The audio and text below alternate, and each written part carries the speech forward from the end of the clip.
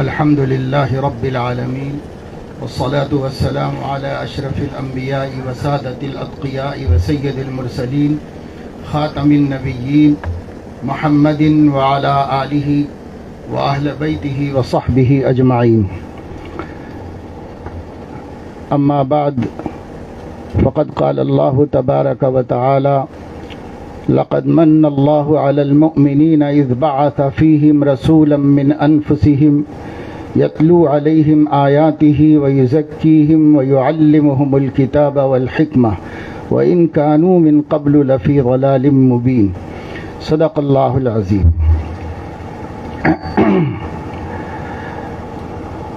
اعلان کے مطابق یہ پروگرام صبح 8:30 بجے سے 1:30 بجے تک چلنا تھا، وہ 1:30 بجے ختم ہو جانا چاہیے تھا، لیکن کچھ تو آپ حضرات نے پہنچنے میں تاخیر کی، لوگ پہنچ نہیں پاتے ہیں، دیر سے شروع ہوتا ہے، دیر سے ختم ہوتا ہے. ہم مسلمانوں کی یہ سب سے بڑی کمزوری ہے. دو اہم شخصیتوں نے اور ہمارے بزرگ علماء کرام نے آپ کے سامنے انتہائی ضروری موضوع کے اوپر گفتگو کی ہے، اور اس سے آپ کو مدرسے کی اہمیت و ضرورت کا پتہ چلا ہے. میرا خیال جو ہوتا ہے بر وقت کہہ دینے کا معمول ہے کہ بعض باتیں ایسی ہیں جو عوام الناس کی سمجھ کی نہیں ہیں، اور عوام الناس اس کو سمجھ نہیں پائیں گے تو غلط فہمیوں میں مبتلا ہوں گے. دیوبند کے ہر پیر میں اللہ کا کیا مطلب لیا جائے گا عوام الناس میں، اور اس طریقے سے وحدت الوجود اور حلول کے عقیدے لوگوں کے ذہن میں آ جائیں گے. تو یہ اہل علم تو اس کی حقیقت کو سمجھتے ہیں، بیچارے عوام پھر وہ بھی ایسے شہر کے عوام جن کے عقائد میں ابھی کافی اصلاح کی ضرورت ہے، اور مختلف قسم کے خیالات اور مشرکانہ باتیں اور بدشگونیاں یہاں کے عام مسلمانوں میں دکن کے ابھی بہت باقی ہیں.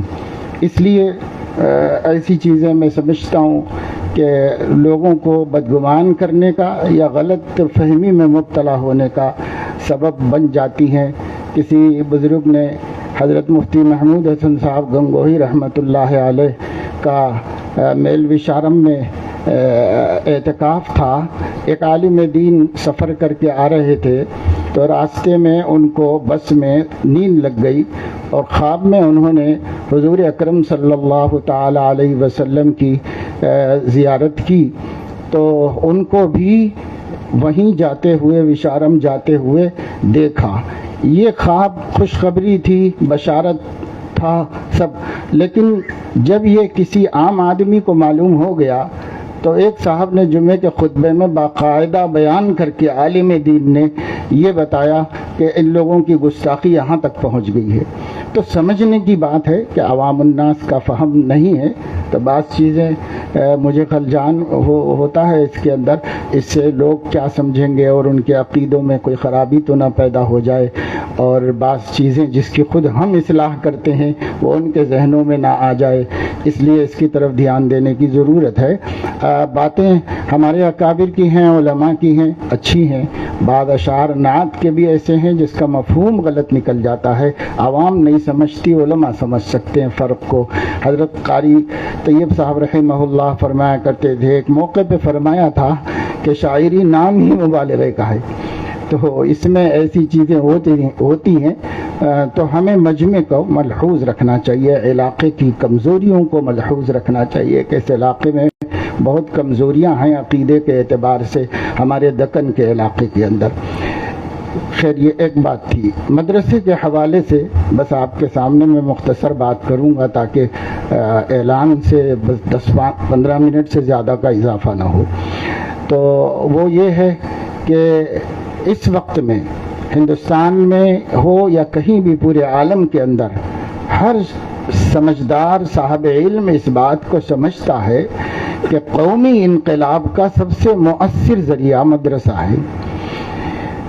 آپ کو یاد ہوگا کہ ہندوستان میں جد و جہد آزادی میں جو جماعت شریک نہیں تھی اور جو بجائے ملک کو آزاد کرانے کے ملک کے قابضین اور غاصبین کا ساتھ دے رہی تھی، اس جماعت کی بعض حرکتوں سے آزاد ہندوستان کے بن جانے کے بعد لوگوں کو نفرت ہو گئی تھی، اور سب یہاں کے تمام طبقات کسی مذہب کے ہوں ان کو اس جماعت سے، RSS سے نفرت ہو گئی تھی، اور اس کی وجہ سے وہ پیٹے جا رہے تھے، مارے جا رہے تھے۔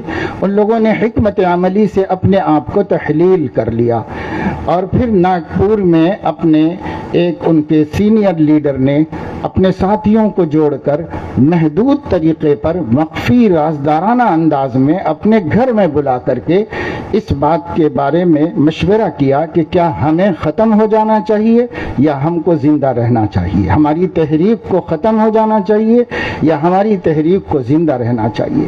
جب اس پر انہوں نے مشورہ کیا اپنے سینئر ساتھیوں سے تو سب نے کہا کہ تحریک ختم نہیں ہونا چاہیے، تحریک زندہ رہنا چاہیے۔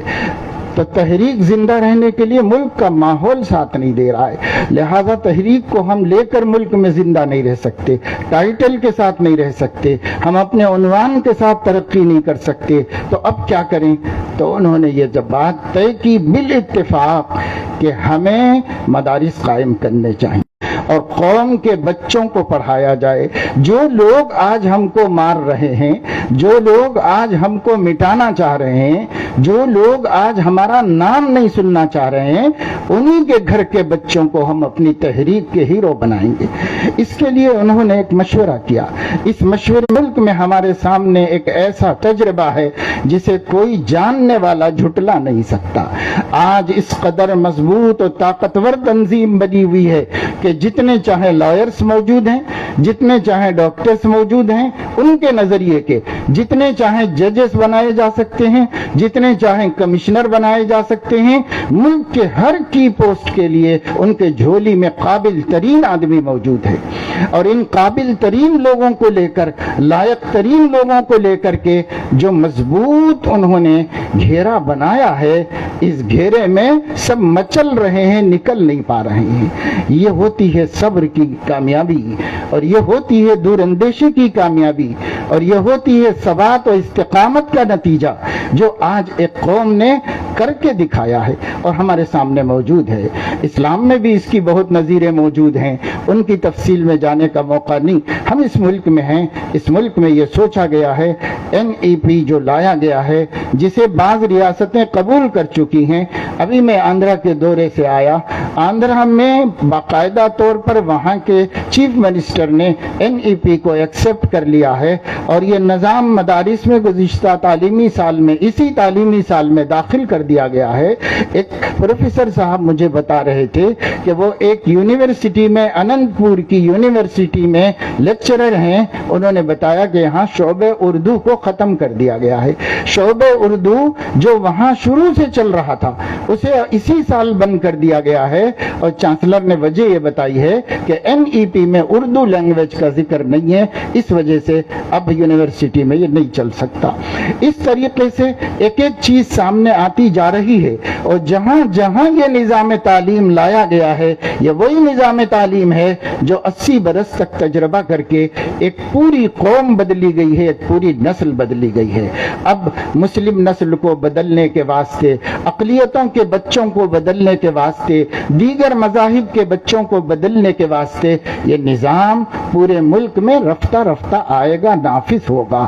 ابھی یہاں پر نہیں موجود ہے، آپ کی ریاست کے اندر آ گیا تھا لیکن فی الحال نہیں موجود ہے، تو آپ کی ریاست میں بکری کی ماں کب تک خیر منائے گی؟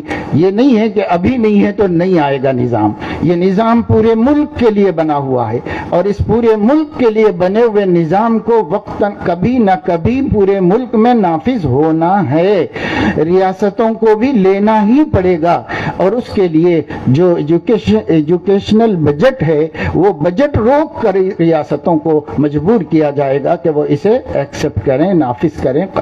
اب اگر ہماری ریاست میں یہ نظام آتا ہے تو ریاست کے مسلمانوں کو سوچنا چاہیے کہ ایک پوری نسل کے ذہن کو، نظریے کو، فکر کو، عقیدے کو بدلنے والا سسٹم ہے یہ۔ ایک ٹیچر مجھے ملے اننت پور میں، وہاں آندھرا میں، تو انہوں نے بتایا کہ ابھی دوم جماعت کے بچے جو ڈرائنگ ہوتا ہے جس میں کلر بھرنا ہوتا ہے، یہ سب کام بچوں کو ہوتا ہے، تو دوسری جماعت کے بچوں کو گنیش کی مورتی میں کلر بھرنے کا نصاب ان کو دیا گیا ہے۔ اس طریقے سے سب یہی سارا نظام ہے، نصاب ہے۔ اب ہمیں سیکولر ایجوکیشن ملنا مشکل ہے۔ اب جو ایجوکیشن آیا ہے یہ بھارتیہ کلچر کے نام پر ہندو مذہب کی نمائندگی کرنے والا نظام تعلیم ہے۔ اس کو انہوں نے قانون سے ٹکرانے سے بچنے کے واسطے یہ کہا ہے کہ یہ کوئی دھرم نہیں ہے، کسی دھرم کی تعلیم نہیں ہے، یہ نصاب بھارت کے کلچر کی نمائندگی کرتا ہے، آپ بھارتی ہیں تو آپ کو قبول کرنا پڑے گا، اور اگر اب نہیں قبول کرتے تو کہنا پڑے گا کہ ہمیں بھارت سے تعلق نہیں ہے، ہم بھارت کے نہیں ہیں، یہ کہنا پڑے گا آپ کو۔ یہ مجبوری پر لا کر آپ کو کھڑا کیا گیا ہے۔ ایسے وقت میں اگر مدرسے، دینی مدرسے اور دینی مکاتب کا سلسلہ قائم نہیں ہوگا تو آپ اس چیلنج کا مقابلہ نہیں کر سکیں گے اور اپنی اولاد کو بہکنے کے لیے چھوڑ دینے پر مجبور ہو جائیں گے۔ اس واسطے کہ پڑھانا بھی کمپلسری ہوگا۔ 30 برس پہلے حضرت مولانا ابو الحسن علی ندوی رحمت اللہ علیہ نے فرمایا تھا کہ آپ لوگ اپنے بچوں کو اسکول مت بھیجو، جاہل رکھ لو، لیکن مت پڑھاؤ جہاں وندے ماترم کمپلسری کیا گیا تھا اتر پردیش میں۔ حضرت نے یہ بیان دیا تھا نہیں پڑھائیں مسلمان اپنے بچوں کو، جاہل رکھ لیں مگر شرک سے اپنے بچوں کو بچائیں، توحید کی حفاظت کریں۔ لیکن اس وقت میں جو نظام آیا ہے اس میں نہیں پڑھانے کا بھی اعلان ہم نہیں کر سکتے، اس لیے کہ بچوں کو اسکول نہیں بھیجنے کی بات خود قانوناً جرم بنا دی گئی ہے۔ NEP کے تحت میں اگر کوئی اپنے 4 سالہ بچے کو اسکول نہیں بھیجتا ہے تو چلڈرن رائٹس والوں کو بھیج کر اسے قرار واقعی سزا دی جائے گی۔ اس وجہ سے بھیجنا بھی پڑے گا اور جو پڑھایا جا رہا ہے وہی پڑھانا بھی پڑے گا۔ اب اپنے پاس راستہ صرف رہ گیا ہے مدارس و مکاتب کے تحفظ کا، کہ اگر ہم اپنے بچوں کو بقدر ضرورت عقیدہ نہیں پڑھائیں گے، اگر ہم اپنے بچوں کو صحیح تعلیم و تربیت نہیں دیں گے۔ حضرت مولانا نے تعلیم و تربیت کو تمام روگوں، بیماریوں اور مصائب اور مسائل کی واحد بنیاد بتایا۔ تفصیل سے تقریر آپ کے سامنے آئی کہ اگر ہم یہ نہیں سکھائیں گے، بچے کو ہم مسلمان نہیں بنائیں گے، تو ملک اس بات کا، وزارت تعلیم اس بات کا تہیہ کی ہوئی ہے کہ آپ مسلمان باقی رکھیں نہ رکھیں، وہ اس کو مشرک بنانے کے لیے اپنا زور لگا رہے ہیں، ترتیب بنا چکے ہیں۔ 30 برس تک یہ سسٹم بدلنے والا نہیں ہے۔ اس وجہ سے آپ کو غور کرنا ہے کہ ہم متبادل کیا کریں۔ یہ تو چلے گا ہی چلے گا اور اسے نافذ ہونا ہی ہے۔ میں پہلے بھی گلبرگہ کی سرزمین پر بار بار آپ کے سامنے یہ بات رکھ چکا ہوں کہ ٹھوس اور بنیادی کاموں کی طرف توجہ دیجیے۔ اب تو صورتحال یہ دیکھ رہا ہوں کہ کل مجھے کسی نے ایک مشاعرے میں آنے کے لیے کہا کہ تھوڑی دیر کے لیے آئیے۔ میں نے کہا کہ دل جھلسا ہوا ہے فلسطین کے جھلسنے کی وجہ سے، غزہ کے جھلسنے کی وجہ سے۔ مشاعرے کیا کریں بھائی، رونے کو جی چاہتا ہے، رونے کا وقت دو ہمیں، اللہ کے سامنے روئیں، قوم کے لیے، ملک کے لیے، ملت کے لیے، پورے عالم کے مسلمانوں کے لیے۔ میرے دوستو، اس وقت بیکار کاموں میں ہمارا ٹائم ضائع ہو رہا ہے۔ لوگ طرح طرح کے منصوبے، قسم قسم کے پروگرام، آپ کی شادیاں، آپ کے شادی خانے، اللہ رحم فرمائے جتنا احمق مسلمان نظر آ رہا ہے اتنا کوئی قوم نہیں دکھائی دے رہی۔ یہ کیا شادیاں ہو رہی ہیں، روزانہ راتوں میں دیکھ لو، یہی آپ کی سڑک ہے، پوری رنگ روڈ کے اوپر 20 شادی خانے مسلمانوں کی حماقت کا ثبوت دے رہے ہیں۔ کتنا پیسہ خرچ ہو رہا، کتنے فیشن ہو رہے ہیں۔ لاک ڈاؤن سے پہلے جو رسومات ختم ہو گئی تھی شادیوں کی، لاک ڈاؤن کے بعد پھر سے شروع ہو گئی۔ یعنی اللہ نے جھجوڑا تھا تو سنبھلنے کے بجائے بگڑ گئے ہیں ہم لوگ، اور غفلت ہمارے اوپر طاری ہو گئی ہے۔ محی السنہ حضرت مولانا شاہ ابراء الحق رحمہ اللہ پہلی دفعہ حیدرآباد تشریف لائے تھے، واپس جاتے ہوئے حیدرآباد اسٹیشن پہ فرمایا کہ اس علاقے کے مسلمانوں میں نے فکر کی کمی دیکھی دیکھی ہے، یہ ایک ایسی تشخیص ہے کہ ہم 50 برس سے وہ فکر کی کمی ہماری ملت، ہمارے جنوب کے مسلمانوں کے اندر دیکھ رہے ہیں۔ فکر نام کی چیز نہیں ہے کہ جس سے ہمیں اپنی آخرت کی فکر ہو، اپنی موت کی فکر ہو، اپنے بچوں کی فکر ہو، اپنی نسل کی فکر ہو، اپنے کاروبار کی فکر ہو، اپنے دنیا کے نظام کی فکر ہو۔ اپنی دنیا بھی کوئی درست نہیں ہے، ہم کوئی دنیا میں بھی سمجھداری کا ثبوت نہیں دے رہے ہیں، اس لیے ہمارے نوجوانوں کی اکثریت بے روزگار ہے، ہم کما نہیں رہے ہیں، ہم پریشان ہیں، پریشان کرنے والے پریشان کر رہے ہیں، اس سے زیادہ ہم خود پریشان ہیں، اس واسطے کہ بیکار زندگی گزر رہی ہے، بیکار زندگی گزر رہی ہے۔ میرے دوستو بزرگوں، چونکہ ہم اسی علاقے میں گھومتے پھرتے حالات دیکھتے ہیں، اپنے علاقوں کے، اپنے شہروں کے، اپنے قصبوں کے، اپنے دیہاتوں کے، تو دل کھلتا ہے کہ اگر ملت اسی طرح غافل رہے گی، بے فکر رہے گی، اپنے مقاصد کو نہیں سمجھے گی، اپنے آپ کو سنبھالنے سدھارنے کے ذرائع اور اسباب جو علماء بیان کر رہے اس کو نہیں لے گی اور نہیں نافذ کرے گی، تو میرے دوستو جو مصیبت بھی ہم پر آئے کم ہے، اور جو مصیبت بھی آئے شکوے کا حق ہمیں نہیں ہے کہ یہ اپنے ہاتھوں کی کمائی ہے، اپنے ہاتھوں کی کمائی ہے، خود کردہ علاج نہیں۔ اس واسطے بدلیے، اپنے کو بدلیے، اپنے نوجوانوں کو بدلیے، اپنی بچیوں کو بدلیے، اپنے بچوں کی تعلیم کا انتظام کیجئے۔ جب تک آپ اسلامی تربیت اپنے گھروں میں نہیں شروع کریں گے، جب تک یہ بچے جو ہمارے گھروں میں پیدا ہو رہے ہیں، بڑھ رہے ہیں، کھیل کود رہے ہیں ہمارے سائے میں، ان بچوں کی ماں کو بھی اسلام نہیں معلوم، ان بچوں کے باپ کو بھی اسلام کی حقیقت نہیں معلوم، عقائد اسلامیہ نہیں معلوم، توحید نہیں معلوم، رسالت نہیں معلوم۔ یہ کیا ہے میرے دوستو، میرے بزرگوں، عزیزوں، نوجوانوں، بڑے بڑے علماء کی موجودگی میں اگرچہ کہ میں سخت بات کر رہا ہوں اور گستاخی کر رہا ہوں، لیکن جو دیکھ رہا ہوں اس کی روشنی میں کہہ رہا ہوں۔ ابھی تک گلبرگہ کے مسلمان اپنے بچوں کی ایمان کی حفاظت کی تدبیر کرنے میں ناکام ہیں۔ کیا کر رہے ہیں آپ تدبیر؟ آپ کے مالدار کیا کر رہے ہیں؟ آپ کے تعلیم یافتہ لوگ کیا کر رہے ہیں؟ آپ کے پاس، اور ہم مجھے معاف کیجئے میں بھی اب اس میں شامل ہوں، علماء کیا کر رہے ہیں؟ ہم کیا کر رہے ہیں؟ ہماری فکریں جو ہیں وہ محدود ہیں، بہت حد تک رسمی ہیں۔ حقیقت میں میدانی کام کی ضرورت ہے، مکاتب کا جال پھیلانے کی ضرورت ہے۔ کتنے برس سے بات کہی جا رہی ہے، لیکن ابھی تک مکاتب کا جال ہم نے نہیں بچھایا ہے اپنی بستیوں میں۔ ابھی لاکھوں مسلم بچے ہیں جن کو قرآن پڑھنے کے لیے مکتب نہیں بھیجا جا رہا، لاکھوں مسلم بچے ہیں جن کو قرآن پڑھنا نہیں آتا، ان کی ماؤں کو قرآن پڑھنا نہیں آتا۔ جس کو قرآن بھی نہیں پڑھنا آتا ہے وہ ایمان کی حفاظت کیسے کرے گا؟ ایمان کی حفاظت آسان کام نہیں۔ اس لیے دوستو، اس مدرسے کے قیام کو ہم ایک فعل نیک سمجھتے ہیں کہ مدرسہ جہاں قائم ہو اس مدرسے کے اطراف و اکناف میں مکاتب قائم ہوں۔ اب بڑی بڑی عمارتوں کی ضرورت نہیں ہے، اب مکاتب پر پیسہ خرچ کرنے کی ضرورت ہے۔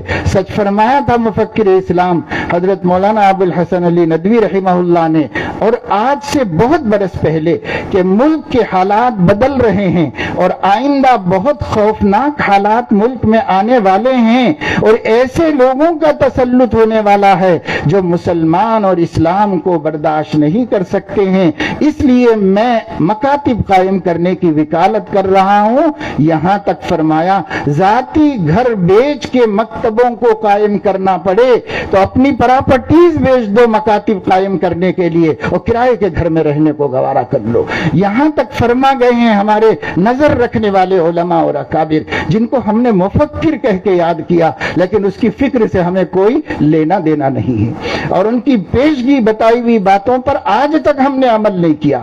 آج سے تقریباً 30-35 برس پہلے اویسے زمانہ حضرت مولانا قاری صدیق احمد صاحب رحمۃ اللہ علیہ نے حیدرآباد میں فرمایا تھا، گلی گلی مکتب قائم کرو، مسجد مسجد مکتب قائم کرو مسلمانوں سمجھ لو, اگر یہ بات نہیں سمجھوگے تو پچھتاؤگے.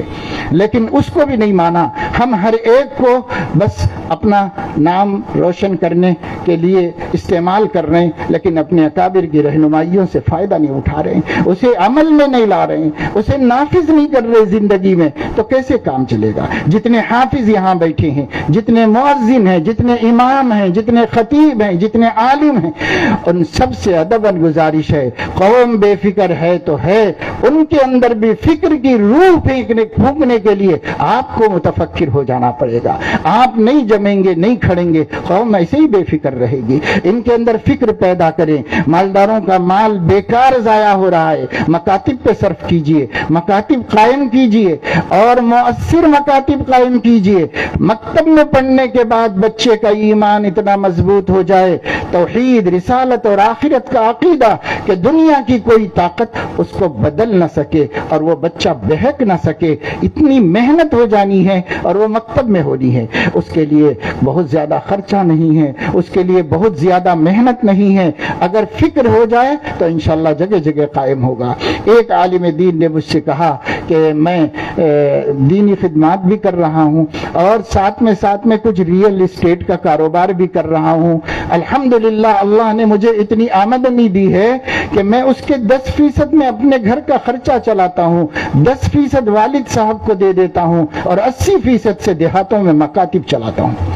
تو آپ دیکھیے کہ کرنے والے کر کے بتا رہے ہیں مگر اکا دکا ہیں. سب کو ایسی فکر لاحق ہو جانا چاہیے, سب کو ایسی محنت کرنے کا شوق ہو جانا چاہیے, اور ہم کریں گے تو انشاءاللہ ہماری قوم بچے گی. بھائی اس وقت میں مسئلہ قوم کو بچانے کا ہے, اس وقت میں مسئلہ ملت کے تحفظ کا ہے, نئی نسل کو بچانے کا ہے. ہم نہیں رہیں گے دنیا میں, 10 برس کے بعد تک کس کا پتا ہے کہ رہنے والا ہے دنیا میں. ہم جیسے بوڑھے تو گزرنے کے لیے پابریکاب ہیں, لیکن ہمارے بچوں کا کیا ہوگا, ہمارے نواسوں کا کیا ہوگا, ہمارے پوتوں کا کیا ہوگا, ہماری چھوٹی چھوٹی بچیاں جن کو دیکھ کے آنکھیں ٹھنڈی کر رہے ہیں, جن کے کھیلوں سے آج ہمارے بڑھاپے کا سہارا اور تسلی بنائے ہوئے ہیں, ان بچوں کا کل کیا ہوگا؟ یہ بچے کس دھرم میں ہوں گے؟ ان بچوں کا عقیدہ کیا ہوگا؟ اللہ کے بارے میں ان کی سوچ کیا ہوگی؟ نبی سے ان کی محبت کا حال کیا ہوگا؟ قرآن کی عظمت ان کے دل میں رہے گی کہ نہیں رہے گی؟ یہ سوچ کے تو راتوں کی نیند اڑ جانا چاہیے اور بھوک ختم ہو جانا چاہیے مسلمانوں کی. لیکن آج ہم اس کے لیے متوجہ نہیں ہیں. اس لیے میرے دوستو, اس مدرسے کے قیام کے سنگ بنیاد کے مبارک مسعود موقع پر میں آپ تمام حاضرین اجلاس سے جو مدرسے کی محبت میں آئے ہیں, علماء کے نام پر آئے ہیں, تو آپ باشعور لوگ ہیں, آپ سنجیدہ لوگ ہیں, آپ شہر کے سمجھدار لوگ ہیں. اتنا مجمع اگر یہ طے کر کے اٹھے کہ کم سے کم ایک مکتب تو میں آج ہی اپنے محلے میں, اپنی گلی میں قائم کر دوں گا, تو انشاءاللہ تعالی لاکھوں بچوں کی بے دینی کا مسئلہ حل ہوگا, اور لاکھوں بچوں کے سر پر شرک کا جو خطرہ منڈلا رہا ہے اور توحید کے اوپر جو جھلستی آگ, جو جھلسانے والی آگ برسنے والی ہے, برس رہی ہے, اس سے ہم اپنے بچوں کو بچائیں گے. یہ جو بار بار ہم کہہ رہے ہیں ہم اسی ملک میں رہیں گے, اسی ملک میں یہیں رہیں گے, یہیں پیدا ہوئے, یہیں مریں گے, کہاں جانا ہے؟ ہمارے لیے کوئی مفر بھی نہیں ہے, کہاں جائیں گے؟ یہودی بھٹکتے رہے بھٹکتے رہے بھٹکتے رہے اور کوئی ان کو پناہ نہیں دیا تھا یورپ کا ملک, تو فلسطین کے مسلمانوں کے نرم دلوں نے ان کو ویلکم کیا. آ جاؤ بھائی, رہ جاؤ, سب طرح سے ٹھکرائے گئے ہو, سب طرف سے ہار کے آئے ہو, ہماری زمین پہ رہ جاؤ. تو ان مہمانوں نے میزبانوں کا ناطقہ بند کر دیا اور 75 برس سے ان کے معصوموں کو, ان کے بچوں کو, ان کے عورتوں کو جینا مشکل کر دیا ہے. ایسے ظالموں کے تسلط سے ان کو بچانے کے لیے ہمارے دلوں کے اندر کم سے کم اتنا تو ہونا چاہیے کہ ہم اللہ سے دعا کریں, اتنا تو ہونا چاہیے کہ کوئی آنسو ہماری آنکھ سے ٹپک جائے, ہم کہیں کہ یا اللہ ایسے غاصبوں کو, ظالموں کو جو میزبان کی سرزمین پر گھس کر اپنے میزبان کی زندگی تنگ کر رہے ہوں، ناطقہ بند کر رہے ہوں۔ دنیا میں کون عقل مند ہوگا جس کے گھر میں کوئی گھس جائے اور وہ اس کو ڈھکل کر باہر نکال رہا ہو تو اس ڈھکلنے والے ہی کو دہشت گرد کہا جائے اور اس گھسنے والے کو کچھ نہ کہا جائے، لیکن آج یہی ہو رہا ہے۔ اس کے باوجود ہم اللہ سے پر امید ہیں کہ اگر ہم اللہ تعالی کے دین کے لیے نصرت کرتے ہیں، کام کرتے ہیں، دعائیں مانگتے ہیں، محنتیں کرتے ہیں، کوششیں کرتے ہیں، اللہ ہماری محنتوں کو رائے گا نہیں کرے گا۔ اللہ تعالیٰ شکر کرنے والا، قدر کرنے والا ہے۔ اللہ تعالیٰ نے راستے میں پڑی ہوئی ایک کانٹوں کی ٹہنی ہٹا دینے پر قدر کرتے ہوئے مغفرت فرما دی صحیح حدیث کے مطابق۔ تو اگر ہم اس ملت کی نو نہالوں کے ایمان کی حفاظت کے لیے کچھ قربانی دیں گے تو کیا اللہ ہمیں نہیں بخشے گا؟ اللہ رب العزت ہماری بخشش کرے۔ دنیا کے نقصان سے بچانے پر بخشش ہوئی، پیاسے کتے کو پانی پلانے پر بخشش ہوئی، تو ہم اپنی نسلوں کے ایمان کے بچانے کی جد و جہد کریں گے، اللہ ہمیں معاف کرے گا، بخشش کرے گا، ترقی دے گا، جنت کی نعمتوں سے سرفراز فرمائے گا۔ اس لیے میرے دوستو، عزیزو، بزرگو، آپ کا زیادہ وقت مزید نہیں لینا، آگے سنگ بنیاد ہے، نماز ہے، کھانا ہے، اور دھوپ تیز سے تیز ہوتی جا رہی ہے۔ اللہ تعالیٰ اپنے فضل و کرم سے ہم سب کو توفیق عمل نصیب فرمائے اور ہماری بے حسی کو احساس سے بدلے، بے فکری کو فکر سے تبدیل کرے اور غفلت کو اللہ رب العزت احساس سے بدل دے۔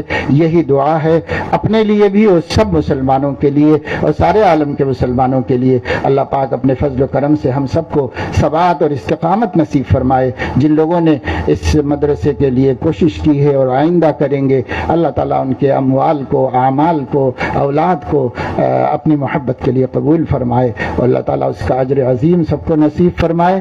یہی چند باتیں ہیں جو منتشر طور پر میرے ذہن میں آئی، میں نے آپ کو بتلا دی۔ اللہ پاک ہم سب کو توفیق عمل نصیب فرمائے۔ درود شریف پڑھ لیجیے۔ اللهم صل وسلم على سيدنا ونبينا وحبيبنا وشفيعنا ومولانا محمد وعلى آله وأصحابه وأزواجه وأتباعه أفضل صلواتك وعدد معلوماتك برحمتك يا أرحم الراحمين۔ اللهم ألهمنا رشدنا وأعذنا من شرور أنفسنا، ربنا لا تزغ قلوبنا بعد إذ هديتنا وهب لنا من لدنك رحمة إنك أنت الوهاب۔ اللهم أرنا الحق حقا وارزقنا اتباعه وأرنا الباطل باطلا وارزقنا اجتنابه۔ یا ولی الاسلام واہلہ ثبتنا به حتی نلقاک، یا ولی الاسلام واہلہ ثبتنا به حتی نلقاک، یا ولی الاسلام واہلہ ثبتنا واہلنا به حتی نلقاک۔ اے اللہ اپنے کرم سے ہمارے گناہوں کو معاف فرما، ہماری خطاؤں لغزشوں کو درگزر فرما، ہم سب کو صراط مستقیم پر استقامت نصیب فرما، اہل السنت والجماعت کے عقائد پر ثبات نصیب فرما، اسی پر حیات اور اسی پر ممات نصیب فرما۔ ہر فرقے سے، ہر فتنے سے، ہر گمراہی کی دعوت سے ہماری اولاد کی، ہمارے عورتوں کی، سب کی حفاظت فرما۔ اے مولا کریم، کرم کا، رحم کا، عافیت کا، عفو کا، نصرت کا معاملہ فرما۔ اے مولا ملت اسلامیہ ہندیہ کو ہوش نصیب فرما، تمام خرافات سے، فضولیات سے، اسرافات سے اپنے آپ کو بچانے اور اپنی صلاحیتوں اور اپنے سرمایہ کو اپنی قوم کے تحفظ پر صرف کرنے کی توفیق عطا فرما۔ اے مولا کریم، ہمیں ہر قسم کی حماقت سے، جہالت سے اور حیثیت عرفی کے مظاہرے کرنے سے اور اپنی دولت کو بے تحاشا برباد کرنے کی حماقت سے ہم سب کی حفاظت فرما۔ اے اللہ مسلم امہ کو جو آپ نے نور ایمان عطا فرمایا ہے، اس نور ایمان کا استعمال کرنے کی توفیق نصیب فرما اور ہمارے ہر کام میں اعتدال پیدا فرما، ہمارے معاش میں، نفقات میں اعتدال نصیب فرما۔ اے اللہ اپنے کرم سے غیر ضروری مصارف کو بچا کر مکاتب کے قیام پر صرف کرنے کی توفیق عطا فرما۔ اے اللہ مستورات کے لیے جگہ جگہ چھوٹے چھوٹے اجتماعات کرنے کی توفیق نصیب فرما اور مستورات کو ہر گلی میں جوڑ کر ان کا عقیدہ، ان کا دین، ان کا ایمان، ان کے اخلاق سے جس طرح ہمارے آقا صلی اللہ علیہ وسلم امت کی عورتوں کی فکر فرماتے تھے، ایسے ہی ہمیں بھی کرنے کی توفیق عطا فرما۔ اے مولا کریم، گلی گلی مکتب کے قائم ہونے اور مسلم امہ کے ہر بچے بچی کو مکتب پہنچانے کی توفیق نصیب فرما۔ اے اللہ ان کے عقیدوں کی سلامتی، ان کے اخلاق کی درستگی کو پر محنت کرنے کی توفیق عطا فرما۔ اے اللہ ماؤں کو اپنے گھروں میں اپنی اولاد کی صحیح تعلیم و تربیت کی توفیق نصیب فرما۔ سنتوں کی روشنی میں، احادیث کی روشنی میں علماء نے ہمارے سامنے جو ہماری ذمہ داریاں بتلائی ہیں، ان ذمہ داریوں کو خود سمجھنے اور پورا کرنے کی توفیق عطا فرما۔ اے اللہ، اس کے لیے ملت کے تمام عوام کو علماء سے جڑے رہنے کی توفیق عطا فرما۔